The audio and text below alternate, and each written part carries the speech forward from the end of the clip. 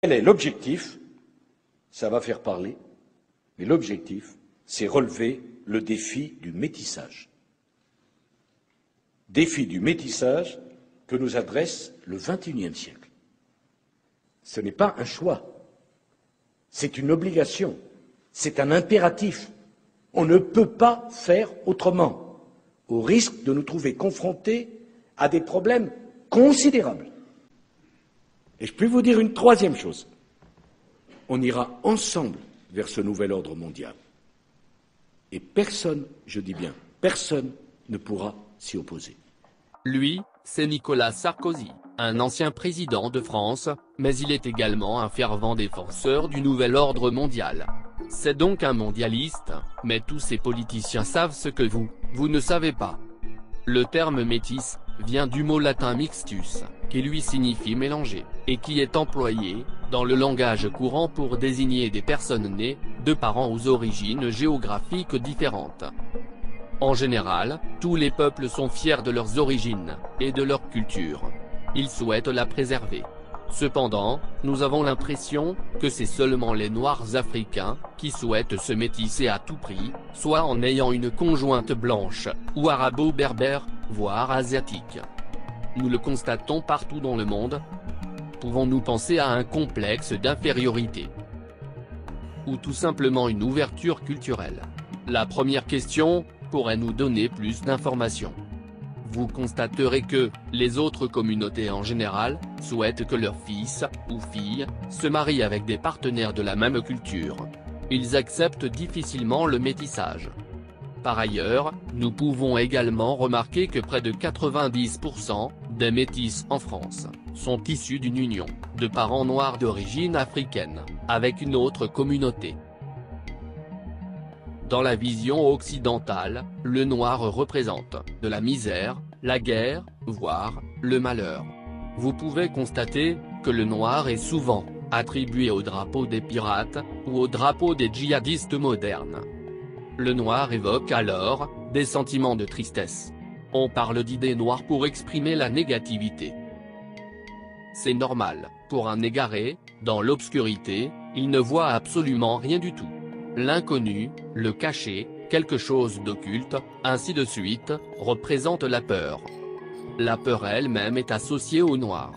Nous disons, j'ai eu une peur noire. Parce que j'ai été effrayé de quelque chose de malsain. Et le noir a toujours été l'opposé du blanc, généralement considéré comme le bien, la pureté, la paix, le salut et j'en passe. En dehors de la zone d'influence de l'Occident, ce que vous appelez couleur noire peut avoir d'autres associations symboliques. Par exemple, en Égypte antique, le noir avait une symbolique positive. Dans la langue des pharaons, le verbe kem, qui est tiré du mot noir, veut dire mener à bien, s'élever à, accomplir, mais aussi être noir.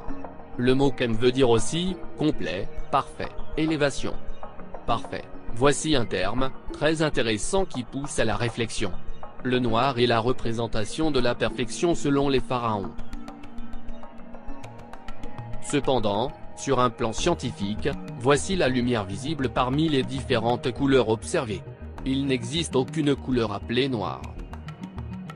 Pourtant, vous voyez ce que vous appelez noir, en infrarouge ou en ultraviolet. Dans le domaine visible, le noir n'existe pas. Par ailleurs, vous le voyez aux frontières du monde visible. Ce qui signifie que le noir est la transition des couleurs de ce monde visible au monde invisible ou intelligible. Vous remarquerez que lors des funérailles, nous portons des vêtements noirs. Le noir n'exprime pas la tristesse. En réalité, il représente l'élévation de l'âme. Toute couleur se traduit par une quantité électromagnétique. Par exemple, si vous faites une expérience en diminuant n'importe quelle couleur visible, vous aurez la couleur blanche, mais lorsque vous accentuerez cette même couleur, ou lorsque vous lui donneriez plus d'intensité, elle deviendra ce que nous appelons noir. Les termes accentués, intensifiés, augmentés, relèvent d'une élévation, ou une augmentation de l'énergie. Ainsi, tout corps qui cherche à développer son énergie, afin d'atteindre sa valeur maximale électromagnétique, deviendra noir avant de passer à une autre dimension supérieure. Pour les plus sceptiques, nous vous invitons à faire vous-même l'expérience. Étudiez le spectre électromagnétique. Calculez les longueurs d'onde de chaque couleur, et comparez ensuite leur fréquence à celle du noir et du blanc. Vous obtiendrez les mêmes résultats que nous vous présentons. La génétique, c'est le livre de la chair de l'histoire, et du rapport avec le Créateur. 97% de l'ADN est inactif, et seul 3% du génome est nécessaire à l'existence d'un être humain. La génétique nous révèle que l'homme blanc possède au moins 23% des gènes de l'homme du Néandertal. Il faut savoir que Néandertal comme Cro-Magnon étaient des cannibales. L'homme noir quant à lui, est le seul être à 100% humain. Si donc, le noir est composé à 100% humain, alors, il est aussi le seul être à ressembler, à 100% à l'image du vrai Créateur. Il n'est pas surprenant que ceux qui connaissent cette terrible vérité essaient de l'occulter par tous les moyens. Le noir est haï, parce que ceux-là qui le haïssent savent parfaitement qu'ils ne sont pas faits à l'image du vrai Créateur.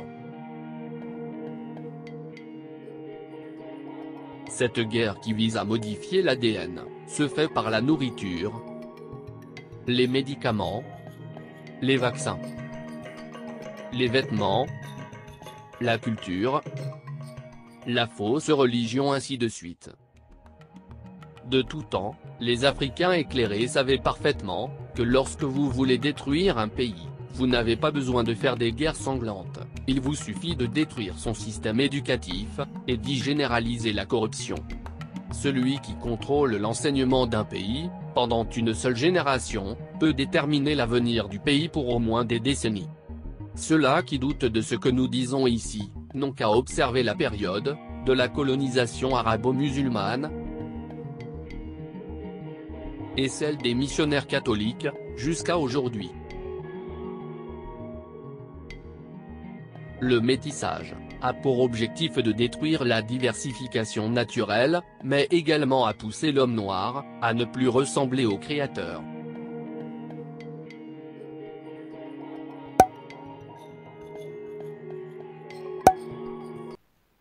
Totalement et entièrement, cela nous concerne et nous avons le droit d'en discuter.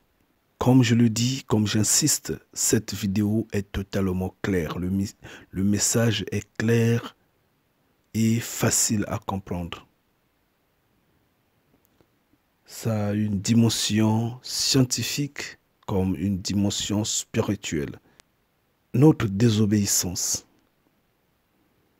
a fait que nous souffrons aujourd'hui. En fait, la désobéissance de nos ancêtres fait que nous puissions souffrir aujourd'hui. De cette désobéissance, nombreux d'entre nous sont devenus des chiens dressés pour protéger le système qui nous détruit. J'ai toujours dit que chaque fois que les gens vont voter, ils donnent du pouvoir au diable, ils réclament ce que le diable les assiste, les dirige. Ils disent, commande-nous, dirige-nous. Chaque fois que les gens vont voter, c'est pourquoi les bénis de Yah ne votent jamais. Chers frères et sœurs, chers bénis de Yah, on doit réfléchir sur ce que Nicolas Sarkozy a dit, mais c'est grand, c'est profond. Quel est l'objectif? Ça va faire parler, mais l'objectif, c'est relever le défi du métissage. Défi du métissage que nous adresse le XXIe siècle. Ce n'est pas un choix, c'est une obligation, c'est un impératif. On ne peut pas faire autrement, au risque de nous trouver confrontés à des problèmes considérables. Et je peux vous dire une troisième chose. On ira ensemble vers ce nouvel ordre mondial. Et personne, je dis bien, personne ne pourra s'y opposer. D'où nous allons repartir au point où le Créateur vivant interdit au peuple Congo de ne pas se marier aux étrangers, de ne pas mélanger le sang avec l'étranger. Parce qu'il y a beaucoup de points qui sont en jeu là-dessus. Mais le plus grand, en fait, les deux plus grands points pour le Créateur vivant, c'est la disparition de ce qui est originel et le partage de l'héritage. L'héritage. Sur ça, Yah ne voudrait pas que nous puissions nous partager ce qu'il nous a donné. C'est propre à nous parce que c'est saint. C'est pourquoi Pierre va s'exprimer pour dire « Je n'ai jamais mangé ce qui est malsain, ce qui est impur. Je ne l'ai jamais mangé. Je ne peux pas manger le plateau de nourriture que tu me descends là, papa, parce qu'il y a un peu trop de la saleté à l'intérieur. » Oui, parce que nous sommes normalement conviés à manger ce qui est sain. Mais regardez maintenant, qu'est-ce que nous mangeons? N'est-ce pas des viandes sacrifiées aux idoles? C'est rempli de porc. Oui, c'est rempli des vaches qu'on mélange avec le chien, avec je ne sais quoi et quoi. C'est rempli de boissons alcoolisées, des boissons toxiques, ainsi de suite. Et on est bien, on se dit c'est des sucreries, on est bien, on se dit c'est des liqueurs. Mais quelque chose ne va pas avec nous. Regardez les habits que nous portons. Moi-même, j'y fais partie.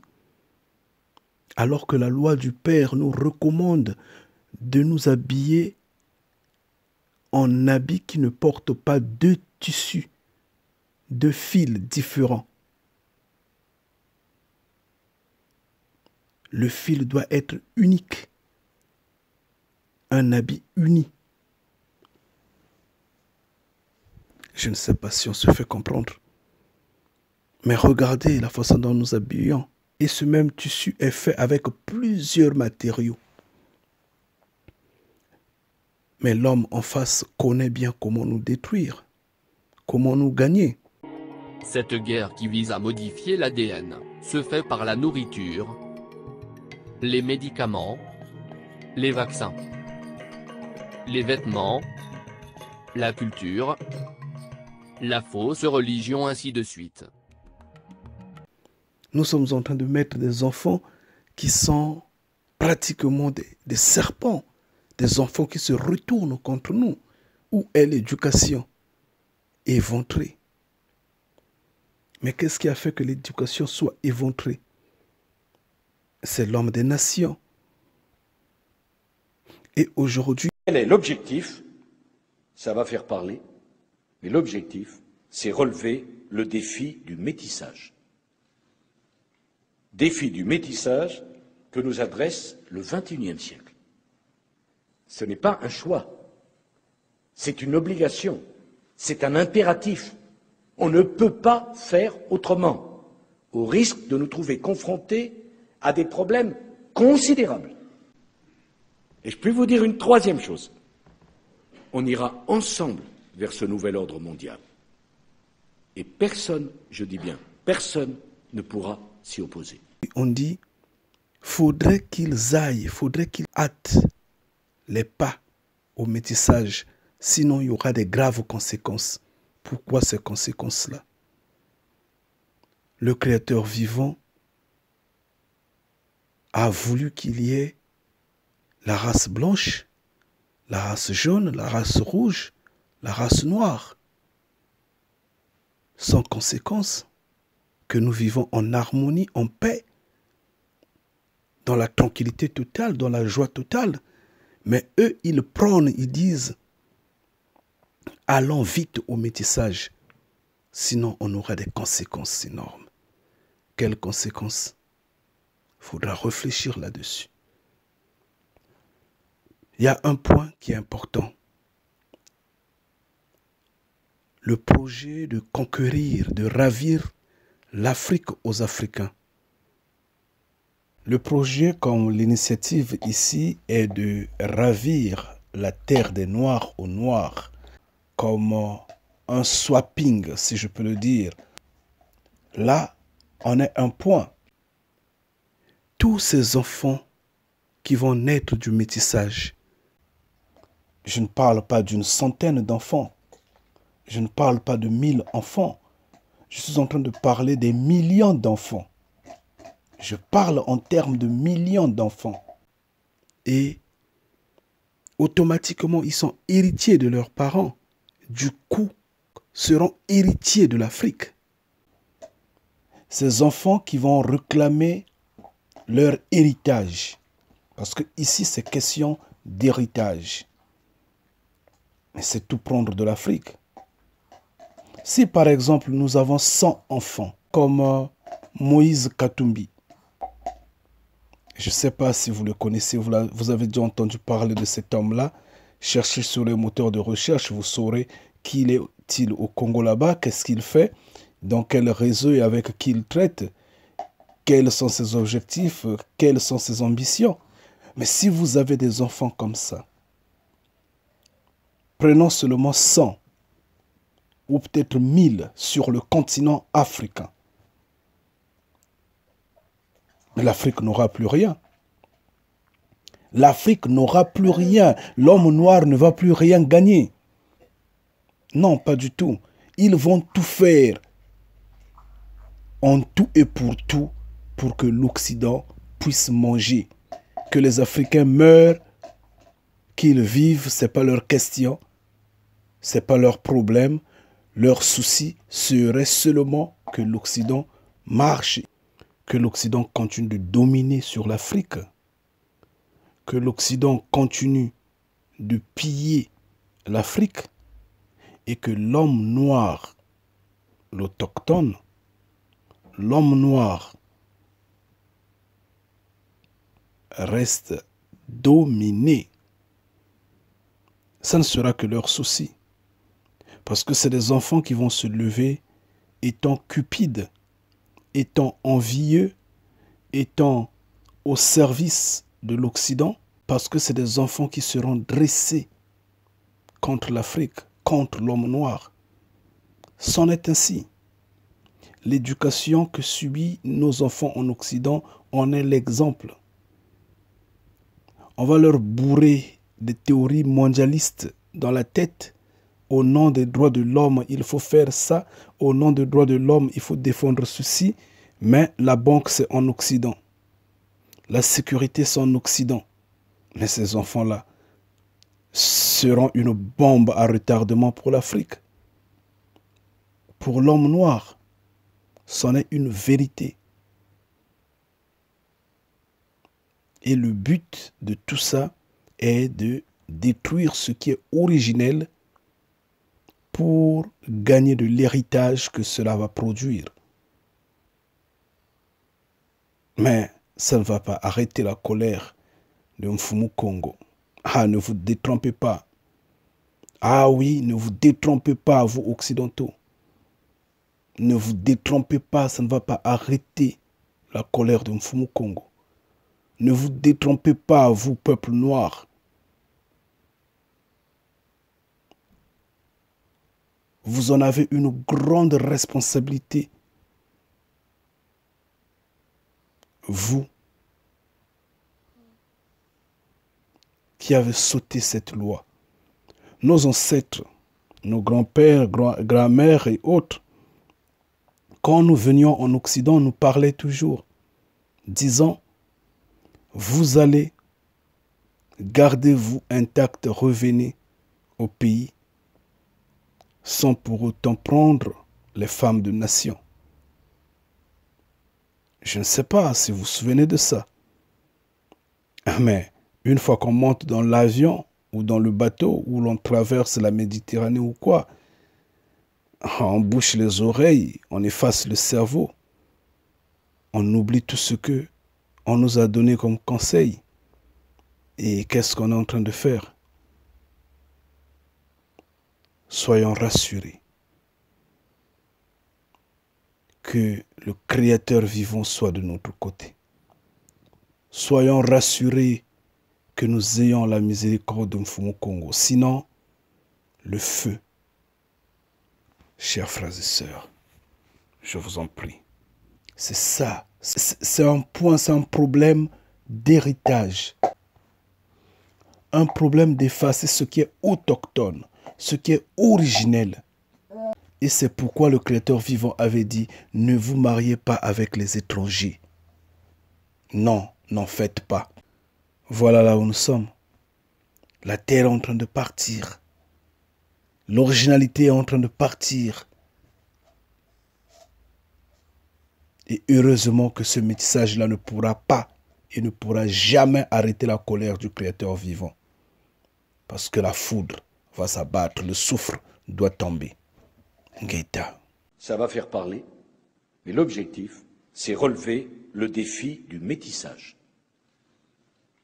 Défi du métissage que nous adresse le XXIe siècle. Ce n'est pas un choix, c'est une obligation, c'est un impératif. On ne peut pas faire autrement, au risque de nous trouver confrontés à des problèmes considérables. Il dit, ça va faire parler. Ce sujet va faire parler. Ce problème-là va faire parler. Mais eux, ils sont contre-fiches. Comme nous, aujourd'hui, nous en parlons. Ça va faire parler parce que ça va déchirer des familles. Ça va opposer des gens. Ça va opposer des parents. Ils sont conscients de ça. Ils savent ce que c'est. Mais c'est une obligation. Ce n'est pas un choix. C'est une obligation. Donc, ils vont nous soumettre dans des conditions à tel point que nous acceptons le métissage forcé. C'est malheureux. C'est vraiment malheureux. Le message est codé, mais il est simple à comprendre. Ils ont peur, la peur de la représailles. Oui. Pourquoi la représailles? Vous allez comprendre qu'il est en train de dire que nous devrons faire le métissage. C'est une obligation pour que nous ne soyons pas confrontés aux difficultés considérables, aux problèmes considérables. Justement, ces problèmes, ces difficultés considérables ne sont autres que la venue de l'armée des cieux, de Mfumu Kongo, l'intervention de l'armée des cieux pour réduire à néant ce système de choses, en fait, la quatrième bête. Et eux, maintenant, ils ont essayé de réfléchir comment s'opposer à ça. Ils se sont dit, faudrait qu'ils aient un sang noir dans chaque famille. S'ils ont un sang noir, le Père aura pitié. Le Père sera impuissant. Et il complète ceci. On ira ensemble vers ce nouvel ordre mondial. Et personne, je dis bien, personne ne pourra s'y opposer. Oui, moi je n'en disconviens pas. Nous irons tous dans le nouvel ordre mondial. Nous sommes en train de partir, nous sommes impuissants. Mais c'est dans le nouvel ordre mondial que eux, ils pensent se mettre à la place du Créateur vivant. Donc, dans leur imagination, dans leur orgueil, ils se disent, ils deviennent créateurs dans le nouvel ordre mondial. Et à ce moment-là, comme ils ont imaginé, fondé, fabriqué un soi-disant esprit omniscient, omnipotent, omniprésent, ce Dieu, à ce moment-là, ils vont le tuer. Donc ce Dieu ne va plus exister totalement puisqu'ils sont conscients qu'il n'existe pas, qu'il n'a jamais existé. Mais ils auraient rendu impuissant le vrai créateur vivant puisque la population étant totalement métissée, le Créateur étant impuissant d'intervenir, de rendre justice, et eux auraient déjà avancé dans la technologie, ayant d'autres niveaux supérieurs de défense et autres, et ils auront gagné, et ils seront là calmes dans la paix. Mais ils se détrompent. La représailles est là. La représailles est là. Personne ne va arrêter l'armée des cieux. Personne. Ils ont une courte mémoire. Une courte mémoire. Parce qu'ils ne connaissent pas ce qui s'était passé en Égypte, malheureusement. Quand Pharaon avait pris en otage le peuple Congo, Yah s'était levé, fâché, avait détruit, avait tué le premier-né de toute création sur le territoire égyptien. Et c'est ce qui va arriver. Yah est capable et connaît. Il nous connaît. Il connaît le nombre des cheveux qu'il y a sur nos têtes. Donc il va bien. Il est capable de séparer l'homme de nation et le Congo. Oui. L'homme de nation est le peuple Congo. L'élu est celui qui n'est pas élu. Donc, courir vers le métissage, c'est au contraire s'enfoncer dans la rébellion. Parce que la loi du Père dit, ne te marie pas à l'étranger.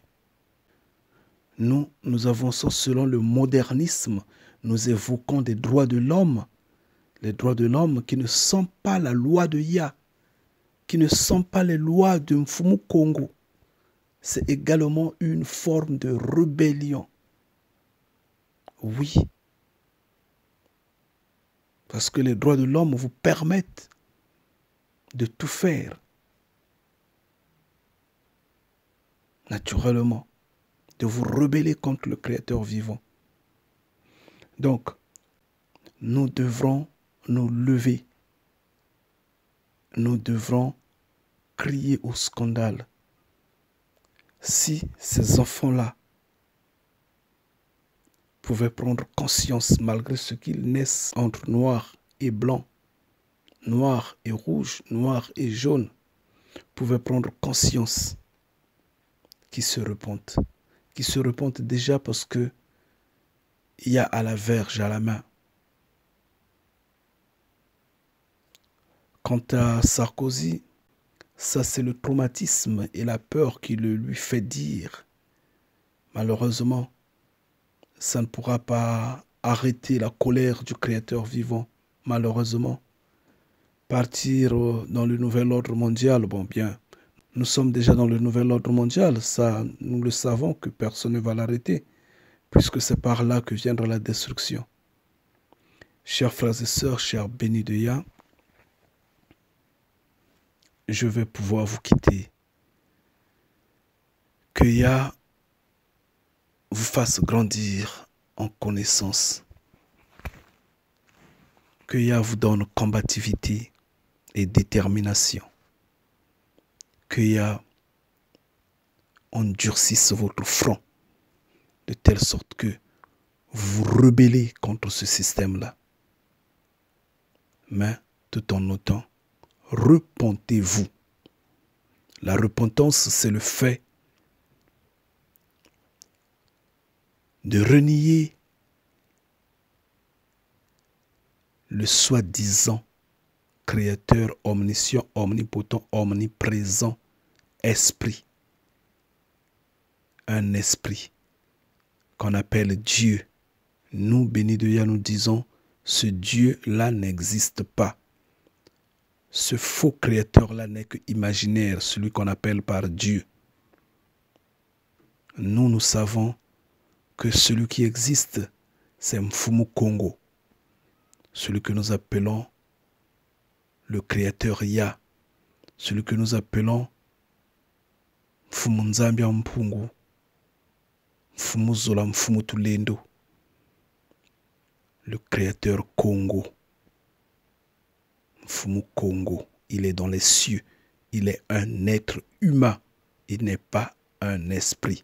Il est un homme. Il a le sang, la chair, les émotions. Il mange, il boit, il va aux toilettes, il se lave. Il est un roi. Il vit dans un palais royal. Oui. Ça, c'est la première des choses à comprendre dans la repentance. Une fois que vous le comprenez, que vous avez cette connaissance-là, vous vous levez et personne ne pourra vous stopper. Deuxièmement, c'est de comprendre que Yeshua est et a été et sera comme il est, noir, noir de peau. Il était né en Afrique, il a grandi en Afrique, il est mort en Afrique. Oui, Yeshua est Congo. Ça, il faudra le reconnaître. Et donc, du coup, comme il dit, qui m'a vu a vu mon Père. Le Créateur vivant, le Créateur Yah, Mfumu Congo est noir. Ça, faudra le comprendre. Oui. Et la suite, c'est donc de comprendre du coup, automatiquement, que le soi-disant Messie, appelé Jésus-Christ, aux cheveux longs, yeux bleus verts, ou clairs, je ne sais pas comment, à la peau blanche, n'existe pas. C'est juste l'arnaque. C'est une imagination, c'est un complot d'État. Et toute cette image-là, ce rêve-là de Dieu, Jésus-Christ, ne vit que dans le tiroir du Vatican. Ça, maintenant, il faudra le comprendre. Puis par après, il faut quitter les églises, prier dans le secret. Parce que Yeshua nous a dit, c'est dans le secret qu'on prie. Tous ceux qui prient en public, tous ceux qui s'abandonnent devant les yeux du monde, là, sur les bandes, je ne sais pas, d'églises, en criant dans des temples, sur les montagnes et autres, ne sont autres que hypocrites. Tous ceux qui se promènent avec des livres religieux pour le paraître, de paraître, ceux qui courent derrière les salutations dans les lieux publics, les reconnaissances de X, Y, Z, ne sont autres que hypocrites. Ils sont juste à la course des premières places. Oui, mais ce ne sont que des hypocrites. Donc du coup, ces hommes en robe et en cravate qui prennent des dîmes et des quêtes, des cotisations mensuelles et autres, ne sont que hypocrites. C'est des voleurs. Oui, ils doivent abandonner, prier dans le secret. Oui, on prie dans le secret. Ça, c'est la repentance. Quand vous le comprenez, le reste va venir après. Le reste va venir après. Alors, je vous en prie, je vais vous quitter tout en vous priant de vous repentir en vérité. Pour les nouveaux, bien sûr. Quant aux bénis de Mfumu Congo, les bénis de Yah, restez forts et déterminés. Ngeta.